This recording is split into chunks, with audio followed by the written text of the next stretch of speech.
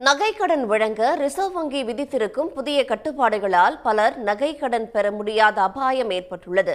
புதிய நடைமுறையால் ஏற்படும் பாதிப்புகள் குறித்து விரிவாக பார்க்கலாம்.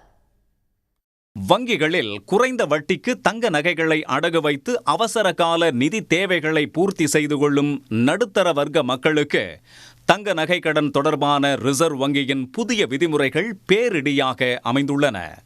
இதுவரை நகையின் மதிப்பில் இருந்து 80% வரை கடன் வழங்கப்பட்டு வந்த நிலையில் ரிசர்வ் வங்கியின் புதிய விதியின்படி நகையின் மதிப்பில் 75% தொகையை மட்டுமே கடனாக பெற முடியும். இதனால் கடன் பெறுபவர்களுக்கு குறைவான தொகையே கிடைக்கும் நிலை ஏற்பட்டுள்ளது. மறுபடியும் இந்த கந்து வெட்டி வாங்குறது, ஃபைனான்ஸ் போறது அந்த மாதிரி நிலைக்கு தான் தள்ளுது.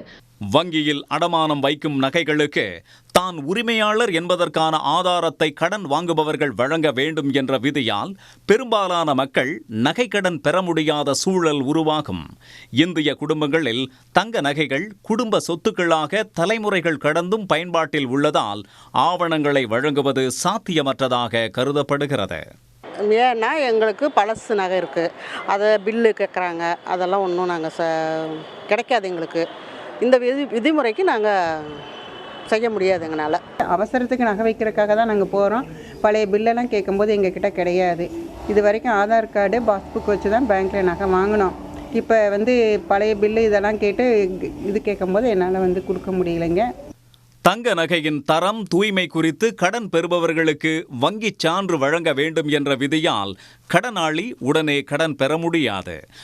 அதேபோல 22 கேரட் தங்கத்தின் அடிப்படையில் 18 கேரட் நகை மதிப்பீடு செய்யப்படும் என்ற புதிய விதியால் 18 கேரட் தங்க நகைகளை அடமானம் வைப்பவர்களுக்கு கடன் தொகை குறையும் சூழல் ஏற்பட்டுள்ளது. இன்னைக்கு ஆர்பிஐயில் புது சட்டத்திட்டங்கள் கொண்டுட்டு வரும்போது ரொம்ப கஷ்டமாக இருக்குது எங்களுக்கு. இது எப்படி செய்கிறதுங்கிறது எங்களுக்கே புரியலை. அதனால நீங்களே கொஞ்சம் பார்த்து ஏதாவது பண்ணுனா எங்களுக்கு நல்லா இருக்கும். ஏழை பாளைகளுக்கு கொஞ்சம் உதவியாக இருக்கும். கடனை முழுமையாக செலுத்திய அன்றைக்கே அடமானம் வைக்கப்பட்ட நகைகள் மீண்டும் ஒப்படைக்கப்பட்டு வருகின்றன. இந்த நிலையில் கடனை செலுத்திய 7 வேலை நாட்களுக்குள் நகைகளை திருப்பித் தர வேண்டும் என்ற புதிய விதியால் மக்கள் அலைக்கழிக்கப்பட வாய்ப்புள்ளது. கடன் பெற்ற அதே கிளையில் நகைகள் வைக்கப்படும் நிலையில் நகைகளை ஒப்படைப்பதில் தாமதம் ஏற்படுவதற்கான காரணம் என்ன என்ற கேள்வியும் எழுகிறது. இந்த விதியால் வங்கிகள் மீது மக்கள் நம்பிக்கை இழக்க வாய்ப்புள்ளது. இவங்க சொல்கிற இந்த புதிய அறிவிப்புனால அந்த மாதிரி மனப்புறம் தனியார் வங்கிகள் நிறையா இருக்குது பார்த்தீங்களா, அது அதிகமான வட்டியில் இருக்கக்கூடிய அந்த மாதிரியான இடத்துக்கு 5 வட்டி 3 வட்டி 4 வட்டின்னு தரக்கூடிய அந்த நகைக்கடன் தரக்கூடிய அந்த நிறுவனங்கள்கிட்ட போய் மக்கள் போய் மாட்ட போகிறாங்க. இவங்க 1 வருஷத்துல மூக்கணும் இல்லைனாக்கா முழிடுன்னு சொல்கிறது அது எப்படி ரொம்ப பாதிக்கப்படியாக இருக்கும். அதே சமயத்தில் பார்த்தீங்கன்னா இந்த நகை கடனில் இன்னும் ஒரிஜினலாக அப்படின்னு செக் பண்ணுறதுலாம் இது ஏற்றுக்க முடியாது. ரிசர்வ் வங்கியின் புதிய நடைமுறை தொடர்பான அறிவிப்பில் சில அம்சங்கள் எளிய மற்றும் நடுத்தர குடும்பங்களுக்கு கூடுதல் சுமையை ஏற்படுத்தும் விதமாக அமைந்துள்ளது. இந்த நிலையில் ரிசர்வ் வங்கி தனது புதிய விதிமுறைகளை திரும்ப பெற வேண்டும் என்ற கோரிக்கையும் வலுத்து வருகிறது.